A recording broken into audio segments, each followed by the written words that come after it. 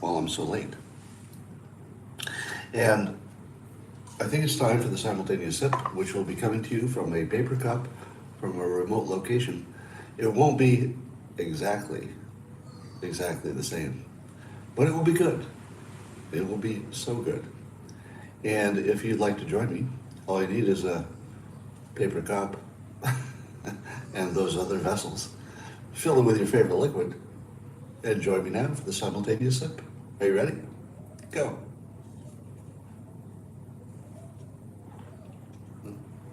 Um,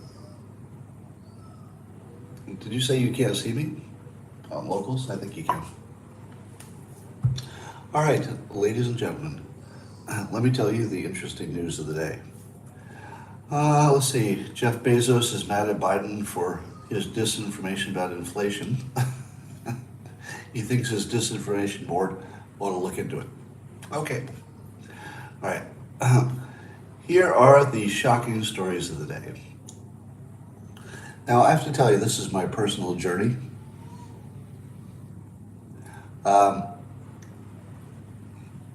I never called myself MAGA.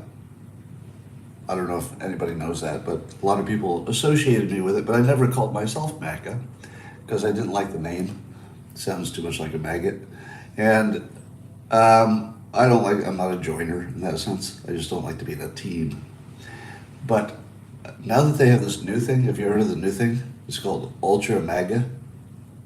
And I thought to myself, MAGA sounds sort of ordinary and I don't like it, but Ultra MAGA? You have my attention now. And so I thought, I'm going to look into this Ultra MAGA situation because it sounds kind of sexy and strong, and I don't know, it makes me think of beer and condoms and all kinds of good stuff. And I just wonder if they're still accepting members. Do you know if there's any kind of hazing? Does it cost a lot of money to join? Are any of you have any of you gotten into Ultra MAGA yet? How is it? Do they have secret meetings? I'm just wondering. All right, here's the most provocative thing I've done today, but the day is young. Yesterday I was sitting there and I just had this thought. I said to myself, I wonder if anybody's ever checked the testosterone difference between men who are Democrats and men who are Republicans. Do you ever wonder about that? Do you ever wonder if they had the same amount of testosterone? Well, of course, you'd have to adjust for age and obesity and demographics and all that. But the other thing you could do is just take a bunch of people who are Democrats and then give them testosterone and see what happens. And somebody did that in 2021. There was actually a study in 2021, so this is fairly fresh. Now again, don't believe studies. If you see there was a study that said anything, don't believe it. But some of them are more fun than others, so I'm going to talk about them like they're true. Who knows? Maybe it is. And they said they tested the fixity. Don't you love that word? The fixity. In other words, how stable is it? Are things fixed or do they move? We tested the fixity of political preferences of 136 healthy males during the 2011 U.S. presidential election season. And the people who identified as strong identifiers as Democrats versus ones who are Democrat but sort of weakly favoring them. They found that the more Democrat you were, the more strongly Democrat you were, the lower your testosterone levels. But then they gave testosterone to volunteers. So they took some Democrats, some males, and they gave them testosterone, and it caused what they called a red shift among weakly affiliated Democrats. This effect was associated with improved mood, no effects, and it strongly turned them into Republicans, percentage-wise. So if you take somebody who's mildly Democrat and you give them testosterone, they become Republicans. Now, do you know why I Googled that? Guess why I Googled it? Why would I do that? Because it seemed obvious. I thought, I can't be the only one who's noticing this. It's just really obvious. And so I thought, I wonder if anybody's ever studied it. Sure enough, somebody studied it. So I would not necessarily tell you that this study will hold up. I don't think most studies do. But this one matches my my opinion already. So therefore, I give it much more credibility. So actually, that's part of my BS filter. So one of the ways that I look for bullshit is if what you observe does or does not match what the science says. In this case, it's not proof, of course, but in this case, my observation over years matches perfectly with the science. So I'm more likely to believe it, but that's a trap for confirmation bias. So watch out. Tom Cotton had a tweet in which the Senator Tom Cotton, and he gave a partial list of Biden's prior explanations for inflation. Because the important thing is, it's not Joe Biden's fault. Here are the things that Biden has said about inflation. Number 1, there's no inflation. 2, it's transitory. 3, it's a high-class problem. Then he said it's just a delayed treadmill. Then he said it's something about chicken farmers, something about COVID, something about big oil, something about corporate greed, and now it's Putin's price hike. So I'm glad we finally got a president who is a straight shooter. Remember when we had that guy who would say things that were crazy? And you thought, well, that didn't pass the fact checking. Well, finally, we've got ourselves a no malarkey president. Because you know what would be a lot of malarkey would be 1, 2, 3, 4, 5, 6, 7, 9 different positions on inflation in 2 months. That would be malarkey. Well, Glenn Greenwald continues to make good observations about politics, and here's one. He talked about, so there's a House Majority Leader, Steny Hoyer. He's 82 years old.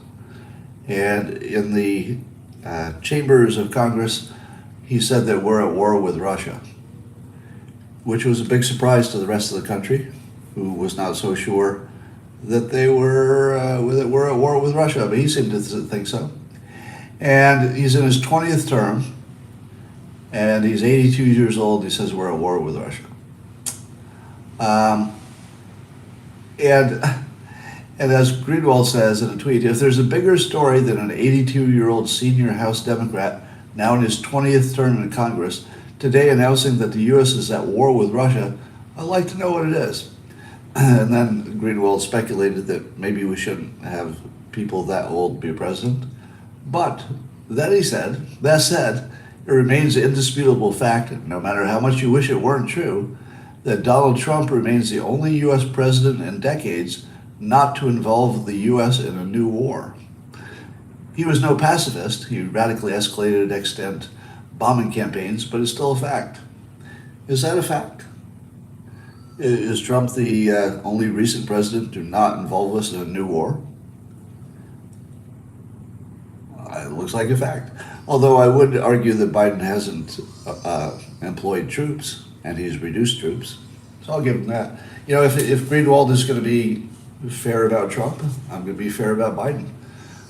While we don't love what he may be doing with Ukraine, and we don't love many things he's doing, maybe, he did pull us out of Afghanistan sloppily. Probably everybody would have done it at some point. But he did do that, and he hasn't committed new troops. What you think is the baby sound is birds outside my window that sound like screaming babies every morning. So what do you think of this $40 billion or whatever it is, $44 billion for Ukraine? The United States now is saying directly that we're trying to degrade the Russian army and that's a new goal. And to me, that 44 million says we're trying to put Russia just completely out of business. Now, if somebody said to you, it will cost you 44 billion and more, let's say 100 billion by the time you're done, but you can put your biggest, let's say military or second biggest military adversary and a business. Would you do it? What are the times, can we think of situations where we degraded but did not completely take over a country, and that worked out really well for us? When was the last time we really hurt another country badly, and then we just walked away and, oh, it's all good now? We did a number on Iraq, didn't we? Vietnam, etc. So, but here's the thing. Is Russia the same? There are some countries that just wanted to be left alone. I think Vietnam would be one of those. But I don't know. Is this a strategy that would work? Now, Germany and Japan were different because they surrendered. So we're not going to have a situation of Russia surrendering. That's not going to happen. The USSR fell after Reagan's Star Wars. I think Reagan got too much credit for that, but the ruble is stronger than before the invasion. Yeah, that feels like a weird situation. All right, well, here's what I think. Number one, remember when we thought that we have some kind of source in the Kremlin? Because our intelligence people got one right for a change when they said that Putin was going to attack. And so the thinking was that there was some Putin insider that gave us information. But now, suppose that Putin insider is still there, because we haven't heard of anybody being taken out that would have been the insider. Do you think that we would be doing what we're doing if the insider had not already told us that nuclear war wasn't going to happen? What do you think? Because if we're just guessing about pushing Putin into a nuclear confrontation, then we're pretty reckless, aren't we? But what if, hypothetically, what if somebody on the inside said, look, if you can get rid of Putin for us, the thing I can guarantee is we're not going to launch any nukes, because the generals just won't do it, or something like that. Maybe it's the number two guy. The number two guy says, all right, I'm just not going to give the command. If you can get rid of Putin for us, I'll be president, maybe, but I'm not going to give the command to launch a nuke. I feel as if we must have some inside information. Just what do you think about that question? Do you think, yes or no, we have inside information that we trust about Putin's ability or willingness to launch a nuke? Don't you think we have to know that? Because we're acting as if we know it, aren't we? I haven't seen anybody say that, but the way we're acting is if we have the answer to the question already. We're not acting like we're tentative or we're worried about a nuclear strike. We're acting like we know it's not going to come. Why is that? I got questions, All right. Here was a surprise story. New York Post had this. There are two people who apparently stepped down from or are no longer on, however they left, the National Board of Black Lives Matter. Now that by itself is not a story except who these two people are. One of them is Mark Elias. And the other was somebody I'd never heard of. But Mark Elias was, and the Elias Law Group, they're strongly associated with getting Democrats elected. That's Hillary Clinton's peeps. And these are as Democrat as you can get. And Mark Elias was one of the people who caused the rule changes that some people say are the reason that Biden won in the election. And you're telling me that these two people were on the Black Lives Matter National Board?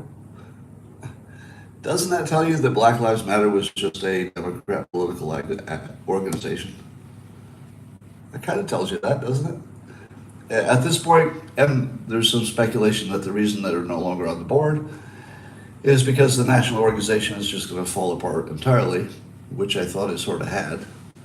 But at this point, everything you suspected about Black Lives Matter not being an organic organization appears to be true. Wouldn't you say? Yeah, it appears to be true that Black Lives Matter was never a legitimate organization. There were, plenty of legitimate people who had legitimate concerns, but the organization itself appears to be um, completely just a Democrat organ. Um, did you see the story about the Ukrainian soldiers are using facial recognition to send photos to the families and friends of dead Russian soldiers? Uh, Imagine getting that photo. That would not be a good thing.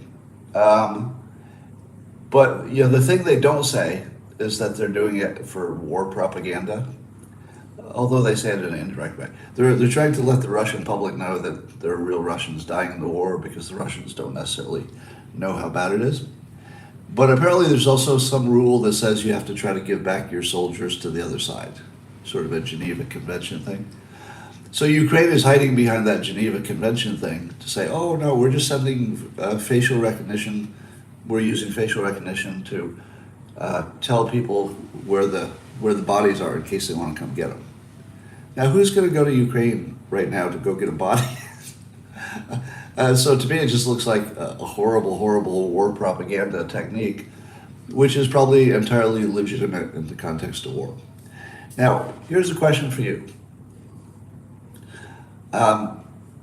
So we have this, war crimes standards, and if you kill a civilian, for example, that would be a war crime. If you do it intentionally, and if you were to torture a captured soldier, that would be a war crime. But why do we treat the war crimes the same if there's an invading army versus a defending army? Now, if somebody's a defending army and they're captured and tortured, I would say that's a war crime, no doubt about it. But what if you're part of the attacking army? Is it the same standard? Because let me be clear about this. If a military attacked the United States and I got a hold of one of the soldiers, seriously? If I watched people I know being killed by another military and I got control of one of their soldiers, I don't know what I'd do. But I wouldn't be worried about war crimes. I mean, that wouldn't be at the top of my mind, let me tell you. I think I would be completely savage. But I also think that shouldn't be a war crime. Because if you attack my family or my country, I'm going to fuck you up in every way I can. There's not going to be a limit. Let me be as clear as possible. If your soldiers are coming in to conquer and kill me, I'm not going to put a limit on what I do to your soldiers. But it should be a limit the other way. I mean, it should be certainly a war crime if the attacking army does stuff. But if you're defending yourself, and you're losing especially, if you're defending and losing, yeah, you can do anything you want. That's my standard. My standard is no limits for the defending army. What would you say? Anybody agree? No military limits for the defending army, because it's not their fault. If you're defending, you can use anything you want, anything. And it doesn't matter if somebody's already captured, if that's part of making you feel good, or maybe it's discouraging the other soldiers. There shouldn't be any limit for the torturing the attacking army. Now I'm talking about actually invading your country, not just attack on some foreign battlefield. I'm talking about they're coming into your home, they're shooting your dog, they're stealing your food, they're raping your wife. You telling me I'm not going to kill every one of them I can get my hands on in the worst possible way? Of course I am. There wouldn't be any limit. There's nothing I wouldn't do. Nothing. So I just don't like that standard. So California's got this gigantic drought problem you probably know about. And California just turned down a water desalination plant in Huntington Beach, I think for environmental reasons. Do we have the dumbest state? Is there any state dumber than California, where we have gigantic problems and we're working as hard as we can to make them worse? We have the dumbest state, by far the dumbest state. And, a drought is one of those things that's sort of like a slow motion disaster, and I'm never worried about those, Because when something's a slow motion disaster, I think, oh, they'll build the desalination plants when they have to. They'll make another dam if they really have to. It's just, it'll have to get more dire before people make drastic decisions. But I'm not sure that's going to work in California. California looks like the anti-human part of the population is perfectly happy to let humans go down because they're not smart enough to see the bigger repercussions, I think. And I think that's honestly the problem. There are some problems that you can say, well, there's a genuine difference of opinion. But there are other problems, and this is clearly one of them, the water shortage in California. This is clearly a case of people being bad at math, having too much control. I say bad at math, meaning bad at analysis. Because if there's anybody who thinks that the world or Californians or even the protected species are going to be better off if there's not enough water in California for the humans, who thinks that's going to be better off? Like, I don't know how much the environmental impact would have been, but it's not going to be as bad as running out of water. That's not really, this shouldn't even be a hard decision. Now, we're actually going to find out how stupid we are in my state. Usually you don't get to find out in a really defined way. But in the governor race, it's going to be more Governor Newsom, which means more of this, I guess, or some Republican that nobody's going to vote for, or independent Michael Shellenberger. Now, Shellenberger does deep dives on all of these topics. He's written books on several of the biggest problems in California. He has specific solutions that all make sense and the numbers work and it's rational. If he doesn't get elected, we just deserve what we get, honestly. At that point, I don't know, if an entire state wants to commit some kind of weird, state suicide, I guess they have that right. I guess we'll do it. But we do have a clean option to elect somebody who could, put a big dent in all of these problems. Will we do it? I don't know. Because remember, Shellenberger doesn't have any objectionable policies for a Californian. Everything that he's proposing, you can see from the data, the science, the people who've tried it before, that it makes things better for everybody. The disadvantaged, the poor, the homeless, the drug addicted. His policies are directly better for everybody. It's not like somebody's winning, somebody's losing. It's just better for everybody.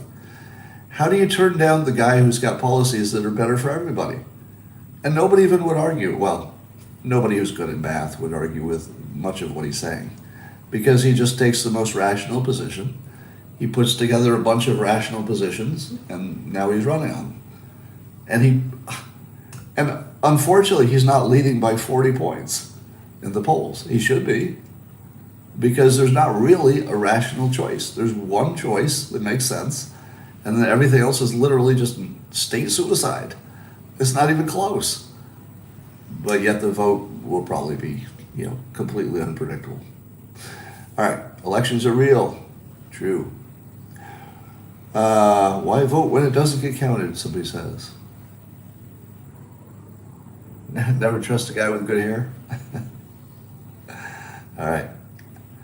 I got up a little bit late today, I guess, and I did not see all of the stories. So I'm going to look at CNN for you and give you my first reaction to their headlines. This is basically how I prepare stuff.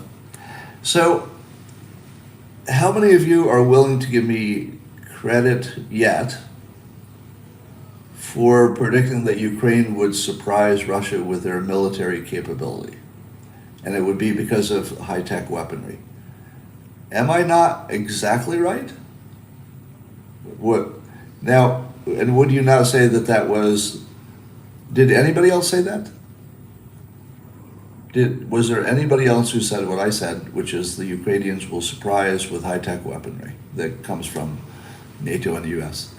I don't think I saw one other person who said that. You're way off. Well, but let me be specific about my prediction. I'm not saying that we know that's what's happening. Are you okay with that? So I'm not going to say that I can confirm as of today that Ukraine is actually beating Russia on the battlefield. I don't think we can confirm that because there's too much disinformation coming out of there. But the part that I will confirm is that the way we're talking about it has gone from I'm the only one saying this to it's now more a common opinion, right? Wouldn't you say it's a common opinion that Ukraine has at least taken Russia to some kind of a stalemate? At least. Yeah. Well, so I'll only say that the conversation has gone my way. The reality, we still don't know.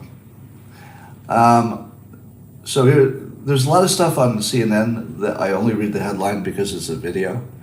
If I click on it to get the story, I'm going to have to wait for the commercial, and I'm never going to do that. Sometimes the only way I can consume CNN is with multiple browsers. So I'll click on a story, and then I'll turn off the sound and have another window open and wait for the commercial to go away. So you have to have like 4 windows open to read CNN because you have to like wait for the ads, and I just don't have that kind of time. So the way CNN is spinning it, so you got one story about Russian journalists defying Putin. Hear their message to the Russian people. Now, I don't know what the story is because I'm not going to wait for the advertisements, but I'm more interested in the way CNN's covering it. Dude, use an ad blocker. An ad blocker isn't going to stop a video ad. Catch up with me. You can't stop a video ad on CNN with an ad blocker. You just sit there waiting for it. And then another headline on CNN, Russia's retreat reveals new evidence of horrors. So one story on CNN is about Russian journalists are turning against Putin. Another about Russia's retreat. Another about Zelensky welcoming the Senate, Mitch McConnell and other people from the Senate. Photos that have defined the war, which will no doubt be horrors against the Ukraine people. And what you need to know about Finland and Sweden, which is also, they're joining or want to join NATO. So that's also negative against Russia. And Russia forces retreat. So every story on CNN is a story about Russia losing. Every story is a story about Russia losing. Now that doesn't mean Russia's losing, right? Just to be clear, because CNN's a propaganda outlet, essentially. But this seems to be, I think you can interpret that the Biden administration wants this to be the spin. Would you say that's true? Do you think that CNN's connection with the Democrats at the moment is so strong you can tell what the Democrats want you to know or hear or think based on how their coverage shifts? I think so. I think that's a fair assessment. Now, that doesn't mean that there are meetings. It could be just that they watch each other, the Democrats in the news, and, they sort of watch where things are going and follow along quickly. So it might be just that. Everybody knows what team they're on. Certainly that's true, I'd say, of the right. You see the right, the people on the right sort of moving in lockstep sometimes. But I don't think there are meetings necessarily where somebody says, hey, you do this, I'll do that. It's just sort of everybody knows what to do because they've done it enough, they've danced enough. All right. NATO troops reveal how Putin's invasion is changing their training. So it's going to be about us getting stronger against them. Ukraine sends images of dead Russians. We just talked about that. So basically, it's all about the Russians are dead, the Ukrainians are taking their... It's basically complete wall-to-wall coverage that Ukraine is winning-ish, or at least doing well. All right, let's look at Fox News and see how their headlines... Now, this would just be the headlines, because the headlines really tell you what they're thinking overall. Finland's president sends direct message about NATO on Putin call.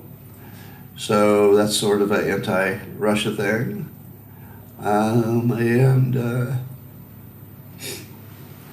Let's see. And that's about it. So Fox News is actually acting like the Ukraine war is a third level headline. But what's that tell you? Unfortunately, it tells you that Biden is winning, doesn't it? I feel like watching Fox News ignore the story is sort of more evidence that maybe the Biden strategy of degrading Russia is working. And it looks like it will work. Is that why Fox News is kind of staying off it? Because it looks like Biden's actually succeeded? And would the people on the right be happy or not happy if we'd found a cheap, I'll say $44 billion is cheap in this context, to essentially take one of our biggest competitors in the world and degrade them to 20% of their prior effectiveness? Would that be worth 40 to $100 billion? Would the Republicans have voted 40 to 100 billion if they knew that no American would die on the battlefield, and they knew it would take Russia just completely off the battlefield, basically? Would Republicans have supported that for 100 billion? Maybe. Some, I don't know. Now, Republicans don't like intervention, right? Mostly. They don't like to attack somebody that doesn't need to get attacked. But they certainly like to have military superiority, don't they? So I would think that if you said we can give you military superiority for, who knows, 100 years over Russia, and we'll do that for $100 billion, would that be a good use of money? I think it would be. If, let's say, under the assumption that taking Russia off the battlefield in the future is a good idea. I don't know if it is, but if it's a good idea, it looks like they're going to pull it off, or they could. So, all right. Judge Thomas opens up on the impact of the tremendously bad abortion draft. Why did he say it's tremendously bad? He says it's tremendously bad. You lose the trust. He's about the loss of trust. He's not talking about the. He's not talking about the draft itself.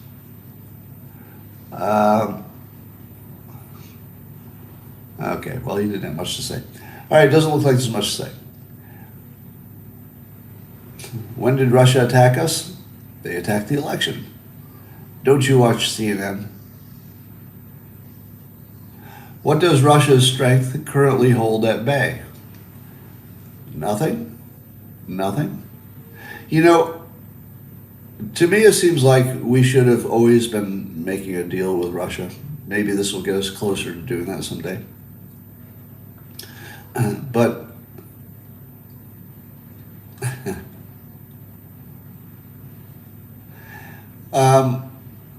yeah, so it could turn out that Russia just turns toward China, but I think that would be the worst case scenario for Russia, wouldn't it?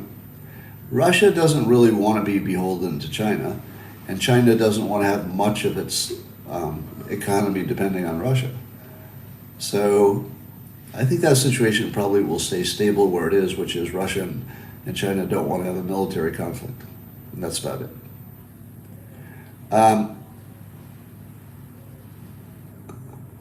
How much to buy Greenland? Yeah. And it could be that our biggest play has to do with the Arctic. Do you think we were heading toward a war in the Arctic? Because it's, climate change is melting things and there's lots of resources and military use up there. I mean, maybe everything we're doing with Ukraine is a long-term Arctic play. Because if we don't own the Arctic, it's sort of like losing in space. It's such a strategically important area that you wouldn't want Russia to kind of move in and dominate it before you do. Is it that strategically important? Because remember, we've been talking for a long time that the Arctic is the next battlefield. So did we just take out Russia from the next battlefield before the battle? Because it looks like that's what's happening. It looks exactly like that's what's happening. Putin wants the Northwest Passage. Yeah. Ukraine is not in the Arctic, but if we take out the Russian military won't be anywhere. Oh, you love me way too much. China is building icebreakers. Well, there's a limit to how much ice you can break.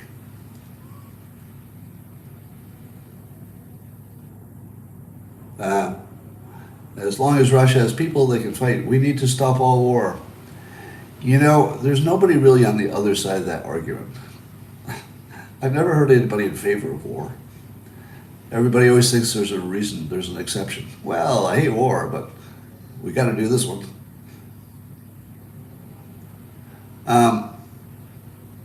Do you wonder if Russia's nukes would actually work? They did pull off the hypersonic missile, so that looked pretty impressive. They have put stuff in space, that's impressive. But I don't know. I wonder if the nukes are as degraded as their tanks. The Northwest Passage is doable now and has been for years, somebody says. Doable, but can it be defended? They're separate questions. Well, people are saying they love me today. I don't know why. Does anybody else love me? I need some love today. Can anybody give me some love? I mean, I love all of you. That's why I do this. You know, I don't know how many of you ever heard this story. But for those of you who don't know the architecture of my personal life, I'm working on my second divorce now. But the first divorce, when I ended my first marriage, I found myself rather lost. Meaning, you know, as soon as you lose a relationship and, you know, there's a family structure and you lose all of it, basically 100% of what your base assumption of who you are and how you connect to the world just goes away. You find yourself just sort of floating and you don't really have a reason. Yeah, and you think to yourself, okay, I don't feel suicidal, but I also don't have any reason to be alive. Like what? To chase pleasure? Is that the only reason to be alive? To go chase some more pleasure? Because I'm not sure I want to do that. Just chasing pleasure. So when I realized that I wasn't, you know, connected to a family structure in the same way before, I explicitly donated my body. And I donated my body to the world, basically. And I just thought, well, you know what? Maybe I'll find some meaning by being useful. You know, just useful to the world, which is about when I started, you know, blogging and being more active in politics and stuff like that. So what I was trying, and it's also why I wrote certain kinds of books that were meant to directly help somebody's life. So my shift, because I've largely taken care of my own needs, has been to try to figure out how to help everybody else in the best possible way. Now, well, thank you. So that's what I've been doing, and the reason I'm so committed to these live streams is that this is the most, let's say, vital part that connects me to the process. And it also changes how I respond. So you've sort of become a meta brain for my own usefulness. In other words, my own thinking is completely determined by the interaction, right? How many of you have seen me change my opinion based on comments in real time? You've seen that, right? I'll be talking along and then I'll be watching the comments at the same time and I'm like, okay, stop everything. I now change my opinion completely to your opinion. You've seen that. It's happened a number of times. And so we operate collectively as almost an entity or almost a creature. So we're almost a creature that's like a collective brain in which I have some, you know, I have a special role, but I'm not in charge. You know what I mean? If I were in charge, then your opinions might not have much impact on me. But I'm more like a filter or an editor. So I have some, let's say, power, but it's not the power of being in charge. Like who's in charge is sort of the world, and I work for the world. And you and I work collectively to be more effective. So that's how I think of it. And I wish someday I could write a book about all the things I've been involved in, because you have no idea. You have no idea what kinds of people contact you if they believe that they've seen you move a national event. And there are a lot of people who believe, and I don't even know. I mean, it's hard to know who influences what, what's a coincidence, what was going to happen anyway. You don't really know that stuff. But there are lots of people who believe I have influenced national events. And if they believe it, then other people believe it and they contact you. So I've been involved in a lot of interesting stuff. Someday, maybe I could tell you, but probably not. I mean, a lot of people would have to be dead first, and I think they're going to outlive me, because I'm not the youngest person in any of the stories. So probably you'll never know. But believe me when I tell you, it's been a satisfying last 10 years or so. All right, that's all for now. I'm going to go do some other things. I got a book to write, and there's not much other news that's worth talking about. I just got a good idea on the locals. The birds are making so much noise out there. Somebody suggested that I eat some breakfast and regurgitate it into the mouths of the little birds so they will stop screaming. I'm going to say that's not the worst idea I've had today. It's not the worst. Not at all. But probably be doing something else instead of that. All right. And now, we're going to go do some other stuff. Today's going to be amazing. And tomorrow might be too. YouTube, bye for now.